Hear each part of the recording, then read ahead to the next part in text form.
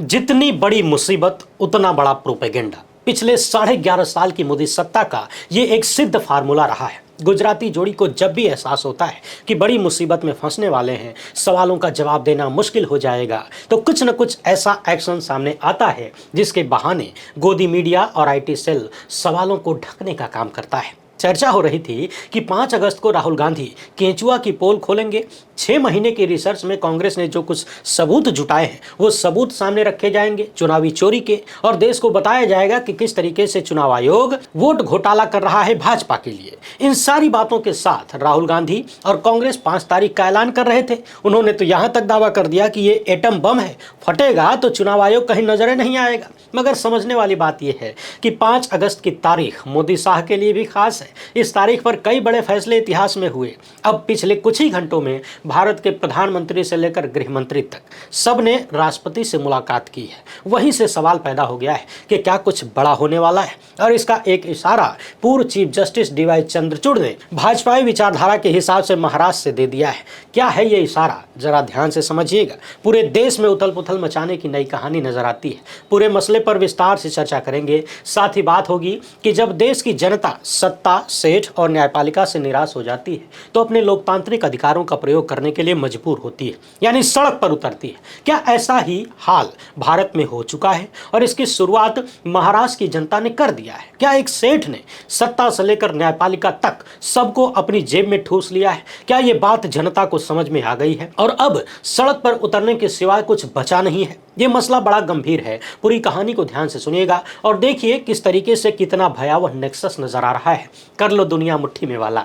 आगे बढ़ने से पहले आप सभी से एक छोटी सी अपील है। पहली बार है तो चैनल को सब्सक्राइब करके घंटी बजा दीजिए टन से। हर एक वीडियो को लाइक और शेयर करना जरूरी होता है, तभी आपका चैनल मजबूत होगा। इसके अलावा आपको मालूम है कि हम किसी धन्ना सेठ या राजनीतिक दल के दम पर नहीं चलते, तभी उन मुद्दों पर खुल के बात हो पाती है जिन्हें छुपाने के लिए गोदी मीडिया को पैदा किया गया है। हमारा काम पसंद आता हो तो इस QR कोड या अपने मोबाइल नंबर का प्रयोग करते हुए जो भी हो सके आर्थिक सहयोग भेजने का प्रयास जरूर करें। बहुत बहुत धन्यवाद। ये लड़ाई अंबानी बनाम आम आदमी की है। ये लड़ाई कॉरपोरेट और धन्ना सेठों के गठजोड़ के खिलाफ है।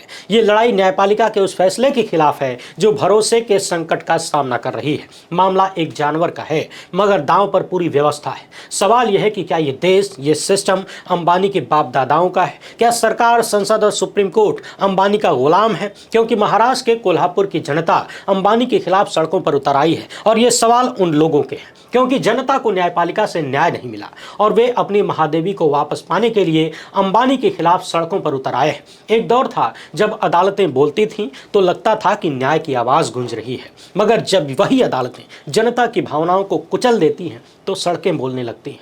कोल्हापुर की सड़कों पर 3 अगस्त 2025 को यही हुआ। हजारों लोग, बच्चों से लेकर बुजुर्ग तक, एक 36 साल की हथिनी जिसका नाम महादेवी है, जिसे प्यार से लोग माधुरी बुलाते थे, उसे आजाद कराने के लिए सड़कों पर उतर आए। 45 किलोमीटर तक साइलेंट मार्च किया, मगर यह मार्च सिर्फ एक हथिनी की वापसी की मांग नहीं थी, बल्कि सत्ता, पूंजी और न्यायपालिका के उस गठजोड़, उस नेक्सस के खिलाफ एक चीख है जो संवैधानिक मूल्यों को ताक पर रखकर अपनी मर्जी थोपती है। सवाल यह है कि जब सुप्रीम कोर्ट और हाई कोर्ट के फैसले धन्ना सेठों को खुश करने लगे तो जनता क्या करे? क्या सड़कें ही आखिरी रास्ता है? और क्या महादेवी की मुक्ति की ये लड़ाई सिर्फ एक हथिनी की आजादी की लड़ाई है या अंबानी, सत्ता और न्यायपालिका के खिलाफ एक बड़े विद्रोह की शुरुआत है? दरअसल महाराष्ट्र में कोल्हापुर के नंदनी गांव के श्री जिनसन भट्टारक पट्टाचार्य महास्वामी जैन मठ में महादेवी पिछले 33 साल से रह रही थी। 1992 में जब वो महज 3 साल की थी उसे कर्नाटक से कोल्हापुर लाया गया। वो मठ की धार्मिक परंपराओं का हिस्सा थी, मगर उससे ज्यादा वो स्थानीय लोगों की आस्था और प्यार का प्रतीक थी। मगर 16 जुलाई 2025 को बॉम्बे हाईकोर्ट ने आदेश दिया कि महादेवी को गुजरात के जामनगर में वंतारा के राधे कृष्ण मंदिर हाथी कल्याण ट्रस्ट में भेजा जाए। सुप्रीम कोर्ट ने 25 जुलाई को इस फैसले को बरकरार रखा। कारण पेटा इंडिया की शिकायत, जिसमें कहा गया कि महादेवी की सेहत और मानसिक हालत खराब है, पैरों में सड़न है, बढ़े हुए नाखून, गठिया और लगातार सिर हिलाने की आदत, जो लंबे समय तक अकेलेपन और कैद के मानसिक तनाव का सबूत है।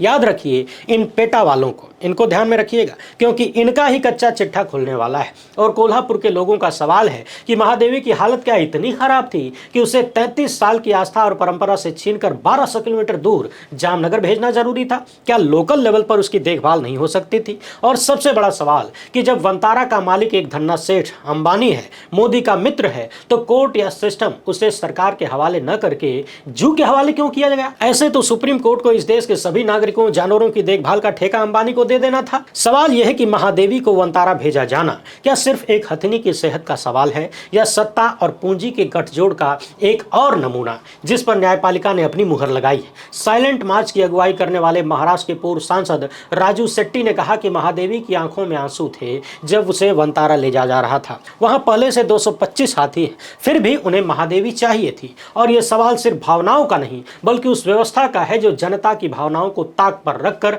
धन्ना सेठों की गुलामी करती है, कारपोरेट हितों को बढ़ावा देती है। सरकार से निराश होने के बाद जनता न्यायपालिका का दरवाजा खटखटाती और फिर पता चलता है कि धन्ना सेठों की पहुंच तो बहुत ऊपर तक है। इसलिए कोल्हापुर की सड़कों पर हजारों लोग उतरे। नंदिनी से शुरू होकर जिला कलेक्ट्रेट तक 45 किलोमीटर का यह मार्च सिर्फ एक हथिनी की वापसी की मांग नहीं था, यह जनता के गुस्से की अभिव्यक्ति था कि सिस्टम जैसे काम कर रहा है जनता उसे बर्दाश्त नहीं करेगी। अंबानी के कब्जे से महादेवी की आजादी के लिए 2 लाख से ज्यादा लोगों ने याचिकाओं पर हस्ताक्षर किए हैं। ये सारी याचिकाएं राष्ट्रपति को भेजी जाएंगी। कोल्हापुर, सांगली और सतारा में 1.5 लाख से ज्यादा लोगों ने जियो का त्याग कर दिया है, दूसरी कंपनियों के सिम इस्तेमाल करने लगे हैं क्योंकि गुस्सा बहुत ज्यादा है। आक्रोश वंतारा और रिलायंस के खिलाफ है, यानी अंबानी के खिलाफ है। और यह सिर्फ एक हथिनी की लड़ाई नहीं बल्कि उस पूंजीवादी ताकत के खिलाफ विद्रोह है जो अपने शौक के लिए परंपराओं और आस्था को रौंद देती है। अब आप सोचेंगे कि कोर्ट के फैसले के खिलाफ जनता का सड़क पर उतरना कितना सही है। तो समझने वाली बात यह है कि अदालतें संविधान की रक्षा के लिए हैं और जब जनता को लगता है कि न्याय नहीं हो रहा है तब वो सड़कों पर उतरती है। महादेवी के मामले में बॉम्बे हाईकोर्ट ने कहा कि हाथी के कल्याण को धार्मिक परंपराओं से ऊपर रखा जाना चाहिए। मगर क्या यह फैसला वाकई महादेवी की भलाई के लिए था या इसके पीछे कोई और मकसद था? दरअसल पेटा की शिकायत पर हाई पावर्ड कमेटी ने महादेवी की हालत को गंभीर बताया, मगर कोल्हापुर के लोगों का कहना है कि मठ ने उसकी देखभाल में सुधार की कोशिश की थी। जून और नवंबर 2024 की जांच में कुछ सुधार दिखे, मगर हाई पावर्ड कमेटी ने उन्हें नजरअंदाज कर दिया। इधर अंबानी के वंतारा की दलील है कि उन्होंने तो खाली कोर्ट के आदेश का पालन किया है, उनका मकसद महादेवी की सेहत और कल्याण है। मगर कोल्हापुर के लोग इसे मानते नहीं हैं। उनका सवाल है कि जब महाराष्ट्र या कर्नाटक में हाथियों की देखभाल के लिए सुविधाएं मौजूद हैं तो महादेवी को गुजरात के जामनगर में क्यों भेजा गया? एक वाइल्ड लाइफ एक्सपर्ट ने इंडी जनरल से नाम न बताने की शर्त पर कहा कि पेटा और कुछ एनजीओ अंबानी के लिए हाथियों की खोज करते हैं। वे बीमार हाथियों को ढूंढते हैं और उन्हें वंतारा भेजने की सलाह देते हैं। तो सवाल यह है कि क्या उन्हीं की सलाह पर अदालतें भी चल रही हैं? अदालतें भी उन्हीं के हिसाब से सलाह दे रही हैं? और तब आपको समझ में आता है कि ये सब एक बड़े खेल, एक बड़े नक्सस का हिस्सा नजर आता है। अंबानी का वंतारा 3000 एकड़ में फैला है और रिलायंस का दावा है कि इसका मकसद जानवरों की रक्षा और पुनर्वास है। मगर जब महादेवी को उसकी 33 साल की आस्था और परंपरा से छीनकर वहां भेजा जाता है तो क्या यह वाकई कल्याण है या फिर खाली कल्याण ही है, या फिर कॉर्पोरेट की ताकत का प्रदर्शन जो सत्ता और न्यायपालिका के समर्थन से चल रहा है? कोल्हापुर के लोगों ने इसे सांस्कृतिक चोरी करार दिया है और जब जियो का बहिष्कार शुरू हुआ तो यह साफ हो गया कि यह गुस्सा सिर्फ महादेवी के लिए नहीं बल्कि उस व्यवस्था के लिए है जो जनता की भावनाओं को कुचल देती है। और इसमें सत्ता का रोल कम नहीं है। बीजेपी सांसद धनंजय महादिक और शिवसेना सांसद धैर्यशील माने ने केंद्रीय पर्यावरण मंत्री भूपेंद्र यादव से मुलाकात करके महादेवी की वापसी की मांग की। महाराष्ट्र के स्वास्थ्य मंत्री प्रकाश आंबेडकर ने कहा कि वंतारा ने महादेवी को वापस लाने में सहयोग का आश्वासन दिया है। मगर सवाल यह है कि जब सुप्रीम कोर्ट और हाई कोर्ट ने पहले ही फैसला सुना दिया तो क्या यह आश्वासन सिर्फ जनता को शांत करने का हथकंडा है? और अगर सत्ता वाकई महादेवी को वापस लाना चाहती है तो उसने सुप्रीम कोर्ट में याचिका क्यों नहीं दायर की? कोल्हापुर का मौन मार्च इसका सबूत है कि जनता को मंत्रियों का भरोसा नहीं है, बावजूद इसके कि 2017 में महादेवी ने मठ के मुख्य पुजारी को मार दिया था। पेटा ने इसे मानसिक तनाव का सबूत बताया था, मगर स्थानीय लोगों की दलील थी कि वो एक हादसा था और मठ ने उसके बाद महादेवी की देखभाल में सुधार किया। फिर भी हाई पावर्ड कमेटी और कोर्ट ने मठ को मौका देने की बजाय उसे जामनगर भेजने का फैसला किया। पेटा इंडिया ने 2023 में हाई पावर्ड कमेटी के सामने शिकायत दर्ज कराई जिसमें महादेवी के खराब स्वास्थ्य का जिक्र किया गया। पेटा की दलील है कि महादेवी को कंक्रीट के फर्श पर रखा जाता था, उसे अकेलेपन का सामना करना पड़ता था और उसे धार्मिक और व्यावसायिक आयोजन में इस्तेमाल किया जाता था। मगर कोल्हापुर के लोगों ने इसे साजिश करार दिया है। उनका दावा है कि पेटा और वंतारा मिले हुए हैं ताकि भारत भर के हाथियों को जामनगर भेजने का रास्ता तैयार हो सके। स्थानीय ट्रस्टी सागर शंभू सेठ बेटे ने कहा कि हमें बाद में पता चला कि पेटा और वंतारा शुरू से ही मिले जुले हुए हैं, इनका गठजोड़ है। हमारे पास वन्य जीव संरक्षण अधिनियम के तहत महादेवी का मालिकाना हक था, मगर कोर्ट ने इसे नजरअंदाज कर दिया। सवाल यह है कि क्या पेटा वाकई जानवरों के कल्याण के लिए काम कर रहा है या फिर वो अंबानी का मोहरा है, कल्याण के नाम पर दूसरे कल्याण कर रहा है। जनता का आक्रोश देखने के बाद वंतारा ने कहा कि वो सिर्फ कोर्ट के आदेश का पालन कर रहा है, मगर जब 2 लाख से ज्यादा लोग याचिका पर हस्ताक्षर करते हैं, जब 1.5 लाख से ज्यादा लोग जियो का बहिष्कार करते हैं, तो क्या ये क्लियर नहीं है कि जनता को ये फैसला स्वीकार नहीं है। लोग पूछ रहे हैं कि अगर महादेवी की सेहत इतनी ही खराब थी तो उसे महाराष्ट्र और कर्नाटक में ही ठीक क्यों नहीं किया गया, जामनगर क्यों भेजा गया। जामनगर में अंबानी के यहाँ क्या ऐसा खास है, जबकि जामनगर में तो हाथी पाए भी नहीं जाते हैं। फिर महादेवी को वहां भेजने का तर्क क्या है। रिलायंस का वंतारा 3000 एकड़ का अभ्यारण्य हो सकता है, मगर जनता की भावनाओं को रौंद कर कोई व्यवस्था टिक नहीं पाई है, इसको याद रखना चाहिए। सच्चाई ये भी है कि बीजेपी और शिवसेना के सांसद भूपेंद्र यादव से मिले मगर हुआ कुछ नहीं, यानी अंबानी के आगे किसी की नहीं चलती। मत भूलिए अपने महामानव भी वंतारा का प्रचार कर चुके हैं, याद है कि नहीं। नॉन बायोलॉजिकल प्रधानमंत्री ने वंतारा में शानदार वक्त गुजारा था। 2024 के बाद बैसाखियों पर अटकने का उनका पूरा तनाव यहीं से निकला था, और इसलिए कोल्हापुर में जनता का अंबानी के खिलाफ सड़कों पर उतरना लोकतंत्र का जिंदा होना है। मजेदार यह है कि पेटा ने जैनियों के मठ को मैकेनिकल हाथी देने की पेशकश की ताकि धार्मिक परंपराएं बनी रहें, मगर क्या यह आस्था का समाधान है या उसका अपमान। कोल्हापुर के लोग कहते हैं कि महादेवी सिर्फ एक जानवर नहीं बल्कि उनकी संस्कृति और परंपरा का हिस्सा थी। महादेवी को जब आंसुओं में विदाई दी गई तो क्या पेटा और कोर्ट को यह नहीं दिखा कि वे एक समुदाय की आस्था को रौंद रहे हैं। और जब सत्ता और कारपोरेट ऐसे फैसले जनता पर थोपते हैं तो क्या यह संविधान के उस वादे का उल्लंघन नहीं है जो हर नागरिक को अपनी संस्कृति और आस्था की रक्षा का हक देता है। अब सवाल यह है कि जीत कोल्हापुर के लोगों की होगी या धन्ना सेठों के गुलामों की। क्या महादेवी कभी भी वापस नंदिनी आ पाएगी या वंतारा में एक और ट्रॉफी बनकर रह जाएगी। सवाल यह भी है कि क्या कोल्हापुर की जनता को पूरे देश का समर्थन मिलेगा या फिर यह भी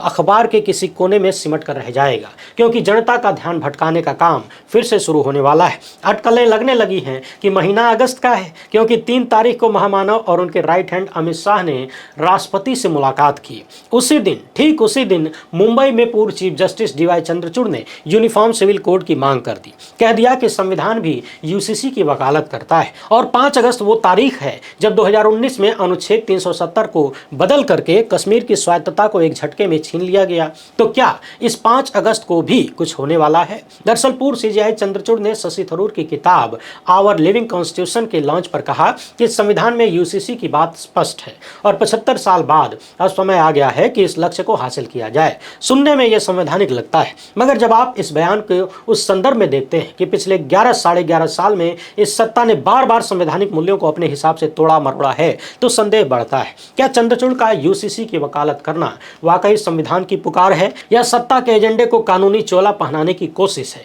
चंद्रचूड़ ने यह भी कहा कि UCC को लागू करने से पहले सभी समुदायों की भावनाओं का ध्यान रखना होगा, मगर जब सत्ता का इतिहास ही अल्पसंख्यकों की आवाज को दबाना रहा हो तो चंद्रचूड़ की परवाह कौन करता है। और ये वही चंद्रचूड़ है ना जो महामानव के साथ घंटे बजाते हैं, जो ईश्वर से पूछकर फैसले लिखते हैं। UCC का मतलब है एक समान नागरिक संहिता जो शादी, तलाक, विरासत और गोद लेने जैसे मामलों में सभी धर्मों, जातियों और लिंगों के लिए एक समान कानून की बात करता है। संविधान का अनुच्छेद 44 भी इसका जिक्र करता है कि सरकार पूरे देश के नागरिकों के लिए एक समान नागरिक संहिता सुनिश्चित करने का प्रयास करेगी, मगर यह अनुच्छेद अनिवार्य नहीं है। यह नीति निर्देशक सिद्धांतों का हिस्सा है जिसे लागू करना सरकार की मर्जी पर निर्भर है। फिर सवाल उठता है कि जब संविधान इसे अनिवार्य नहीं मानता तो इसे लागू करने की जल्दबाजी क्यों, खासकर तब जब भारत की धार्मिक और सांस्कृतिक विविधता इतनी गहरी है कि एक समान कानून हर किसी के लिए न्याय सुनिश्चित कर पाएगा, इस पर सभी को संदेह। याद रखिए कि 5 अगस्त 2019 को अनुच्छेद 370 में जो बदलाव किए गए, कश्मीर की स्वायत्तता को रातों रात भंग कर दिया गया। उसी तारीख को राम मंदिर का रास्ता भी साफ हुआ था, और अब 2025 में ठीक उसी तारीख के आसपास चंद घंटों के अंतराल में मोदी और शाह राष्ट्रपति द्रौपदी मुर्मू से मिलते हैं, तो हर कोई यह सवाल करने लगता है कि क्या होने वाला है। बीजेपी ने उत्तराखंड में UCC लागू कर दिया है, गोवा में यह पहले से लागू है, गुजरात और यूपी में लागू करने की बात होती है, मगर क्या UCC वाकई समानता और एकता का प्रतीक है या मुसलमानों को, अल्पसंख्यकों को हाशिए पर धकेलने का एक और हथियार। उत्तराखंड हाईकोर्ट में एक याचिकाकर्ता जय त्रिपाठी ने धामी सरकार के UCC को निजता का उल्लंघन करार दिया। कहा गया कि लिव इन रिलेशनशिप का रजिस्ट्रेशन निजता में सेंध लगाता है, और कोर्ट का जवाब था कि जब आप खुलेआम साथ रह रहे हैं तो गोपनीयता कहां बची है। मगर असल सवाल यह ये है कि रजिस्ट्रेशन निजता का हनन नहीं तो क्या सत्ता का नियंत्रण बढ़ाने की कोशिश है।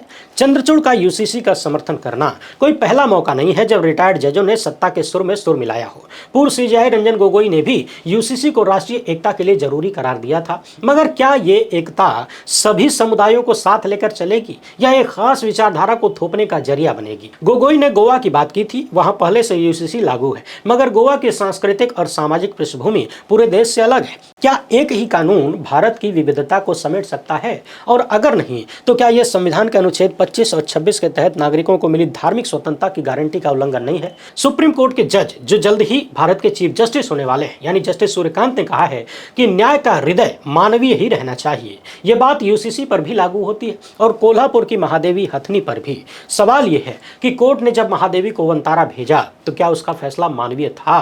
बात सिर्फ महादेवी के कल्याण की नहीं बल्कि कोल्हापुर के लाखों लोगों की भी थी जिनकी भावनाओं को कुचल दिया गया। फिर क्या गारंटी है कि यूसीसी को लागू करने में सभी समुदायों और धर्मों की भावनाओं को नजरअंदाज नहीं किया जाएगा, या फिर यूसीसी एक और ऐसा कानून होगा जो कागज पर तो समानता की बात करेगा, हवाई माहौल बनाएगा, प्रोपेगेंडा खड़ा करेगा, बराबरी की बात करेगा, मगर हकीकत में लोगों को बांटने का काम जो 11.5 साल से चल रहा है वो चलता ही रहेगा। और इन सब के पीछे एक महत्वपूर्ण बात जो ध्यान में रखना चाहिए कि 5 तारीख को ही चुनाव आयोग के घपलेबाजियों को लेकर, कथित घपलेबाजियों को लेकर राहुल गांधी देश के सामने बड़ा सबूत रखने वाले थे, और ऐसा लग रहा है कि उसके पहले ही मोदी सत्ता एक और बड़ा बम फोड़ना चाहती है ताकि इसके शोर में राहुल गांधी के आरोपों को दबाया जा सके। मगर आपको क्या लगता है, क्या केजरीवाल पर लग रहे आरोपों और अगर राहुल गांधी कोई बड़ा खुलासा करते हैं चुनावी घपलेबाजी का तो क्या वो यूसीसी के शोर में दब जाएगा? कमेंट बॉक्स में अपना जवाब जरूर दीजिएगा। पहली बार है तो चैनल को सब्सक्राइब करके घंटी बजा लीजिए टन से। फिलहाल इतना ही। हमसे जुड़ने के लिए बहुत बहुत धन्यवाद। जय हिंद।